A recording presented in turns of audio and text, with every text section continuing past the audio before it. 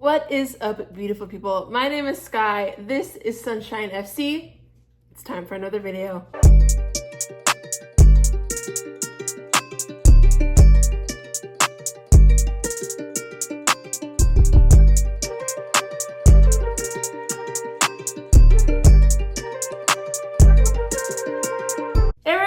Ten Hag just completed his second year at Manchester United. All of you know this, but for some reason, 13 days after Manchester United have won the FA Cup in his second year as manager, he's still here. Why is it taking INEOS so long to make a decision on this man? And you know, part of me understands to a degree because the pickings when it comes to managers right now are very slim. I would say out of what's available, because my first choice was Nagelsmann, but he renewed his contract with Germany. Out of what's available, honestly, De Zerbi is probably the best option. I don't want Southgate, I don't want Tuchel, I don't want Potter. So the pickings are slim. Now hear me out. This is what I'm thinking, okay? As I post this video, it's gonna be morning for me, but it'll be mid-afternoon, early afternoon for you in the UK. So it has been rumored that Ten Hag is supposed to be sacked this Friday. Do I think that's gonna happen? No, I don't. I just feel like INEOS is stalling. I don't know if they're reviewing contracts or what's going on, but he's still here. And let me give you a theory. I don't like them putting chemicals in the water that turn the friggin' frogs gay. This is a theory that I have when it comes to INEOS and Ten Hag. The only person that I trust fully in that whole front office currently is Omar Barada. And if there is someone who has a plan, if there's someone who knows what he wants and knows how to get Manchester United back on top, I think it's him. And I truly believe that the manager that INEOS want right now is not available. So what they're doing, they have two options, obviously. One, they stay with Ten Hag for another season until the manager they want could potentially come available next summer, or they get rid of Ten Hag and they get a replacement that can fill the gap until the manager that they want is available. So that's my theory on that. But getting back to Ten Hag, I don't want him to stay. And I generally want this video just to cause conversation because I don't understand why people want him to stay. Here's the thing. I am a new fan, all right? I've only been invested and like fully in football in this club for 2 years. So this is the only manager that I know. This is all that I've seen. But that doesn't mean I can't research. That doesn't mean I can't watch other YouTube videos and learn and understand where our club has come from, what managers we've had, and the style of football that we play. The thing that I want to ask people who back the manager is why?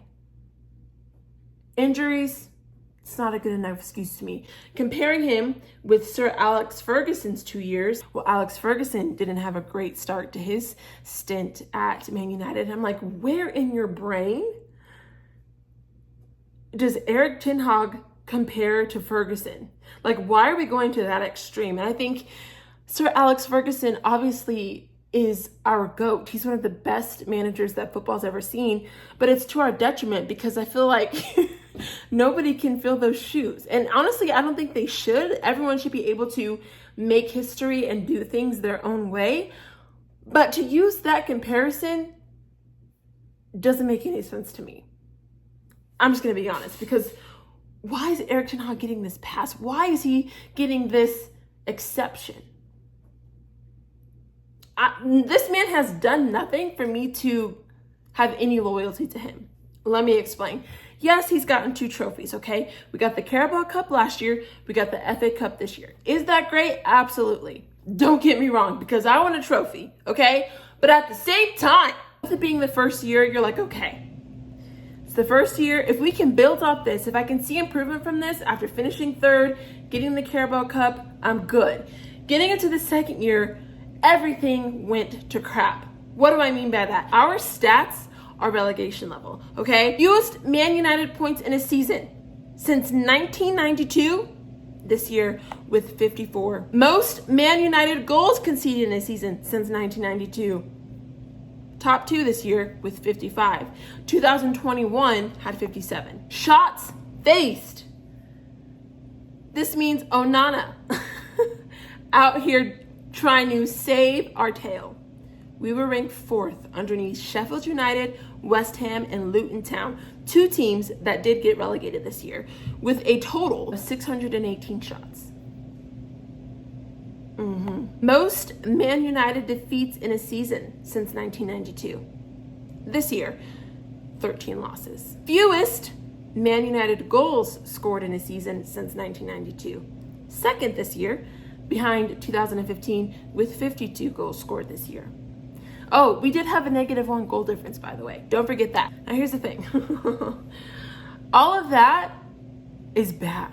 And I get, you have to have context to things because he has had injuries. He has had to change up his lineup a lot. I get it. But in football, you can't make that an excuse. And he especially cannot make that an excuse because half the people that are on this team are ones that he wanted. And injuries do play a factor. I get it. But you have to understand too, with the roster that you have to prepare for that. He wanted a say in recruitment. He wanted a say in who was coming to this club. He got players here, and then he doesn't use them. He barely uses Amrabat. Didn't use people that he had on the bench like Ahmad. Mason Mount was there. Granted, he's been hurt, but now that he's available, he rarely used him. He had Reguilon, got rid of him, and then Luke Shaw gets injured. So it's just like, I don't know. I think a lot of it has to do just with the club being run in a terrible fashion as a whole. I can't give Erik Ten Hag full blame. I understand. Our medical department, abysmal. Okay? Again, we know the way the club is run, abysmal. So things are going to improve. I understand that.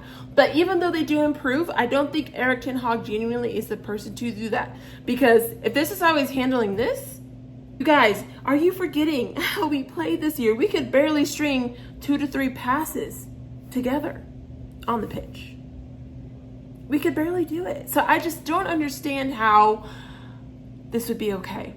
I genuinely don't. And he doesn't manage players well. There's been so much team drama when it comes to this man.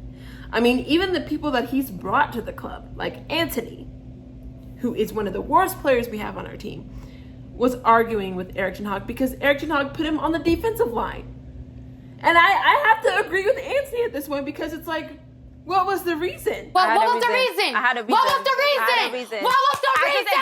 Honestly, at the end of the day, our club is a mess, and I think the front office changes are a good sign. I am really excited for the summer. I feel like this is a critical summer for us with the new front office changes. I feel like things are actually looking like they'll head in the right direction. And with Omar Barada and staff, hopefully getting new players, all I need is a decision. If you're going to keep them, great. Keep them, let's get new players. If you're not going to keep them, great.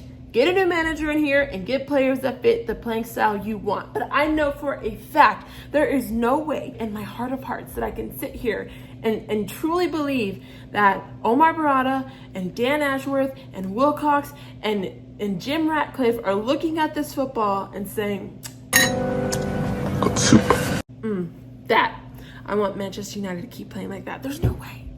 There's no way. There is nothing wrong, you guys, with manager turnover if your club has direction. And that makes me think of Chelsea, right? Because Chelsea, we all know, has had a lot of manager turnover, but I don't know if they have the club direction to make the right decisions. I hope, for his sake, that Enzo Maresca can go in and make a difference, but I don't know. I don't know. And if he does come in and have a terrible year, that's not on Enzo. That is on the front office. And I really hope Chelsea fans start to question who's running their club. Because in my opinion, I thought Pochettino was turning things around. And the reason why I can back Pochettino more than I could back Erik Ten Hag is because I could visibly see change. I could visibly see a style of play. I could visibly see the players responding and wanting to play for Pochettino. I don't see that when I watch Erik Ten Hag and our players. I don't see it. I don't see any of that vision. I don't see something. I can't grab anything. When I'm watching Erik Ten Hag, I want to pull my hair out. When I'm watching his football, it makes me want to cry. I could talk about this for a long time, as you can tell. So let me know your thoughts in the comments. Let me know what you're thinking about Erik Ten Hag, whether you want him to stay, whether you want him to go. What do you think about the comparisons I made with Sir Alex Ferguson, with injuries, with all of the things that he's had to deal with? Let me know. But you have to, you guys, listen to me. Okay, listen, I know I haven't been a fan long, but you're loyal to the club at the end of the day. You're not loyal to the players. You're not loyal to the manager. Do you love them? Do you want the best for them? Do you want to see them thrive? Absolutely. I want to back my manager. I want to back my players and say, my players, you can't touch them. They're the best players in the league. I cannot say that right now. And because I cannot say that right now, I have to be vocal and say, I need better. I need more from the players. I need more from the manager. As a fan, that's my right. That's why we're here. I'm just a fan. I'm not a pundit. I'm not a football expert. I'm not a football historian. I'm a fan. And as a fan, I have pride. I have pride in my club. I have pride in wanting success for my club. I know what success is. I've seen it. I've watched it. Maybe not live, but I watched us play the Champions League game versus Bayern Munich. I watched us play Roma, Cristiano Ronaldo's first Champions League game. I wanted to rewatch those memories because I didn't get to see him live. I wanted to see what Manchester United came from. We can get that again, but we have to keep the standards high. Don't let this culture, don't let the club in some ways diminish your standards. You can have them. You can expect more. You expect more of yourself. You don't go to work every day and put in a half effort. You get fired. The same has to happen with our players. The same has to happen with our manager. We are one of the biggest clubs in the world. The way that we have looked, the way that we have conducted ourselves is unacceptable. We had relegation level stats. We should have been relegated on stats alone. That is embarrassing. I am embarrassed and it is unacceptable. We have to have that mentality moving forward. So I'm trying to understand and I'm trying to understand how people don't see that. This is the best club in the world. I believe it. We all gotta believe it. Keep your standards high. We will win again, but you gotta hold people accountable. And as fans, that's our job. That's our job. So those are my thoughts. I've been rambling. Hopefully this video isn't too long. But thank you guys so much for the subscribers. We're almost at 500 subscribers. Be sure to like and subscribe, and I'll see you in the next video. I will be going live tomorrow to watch Colombia versus United States, so I hope to see you there for the watch along. But until then, GGMU, always and forever. Keep those standards high, and I'll see you in the next video. God bless you.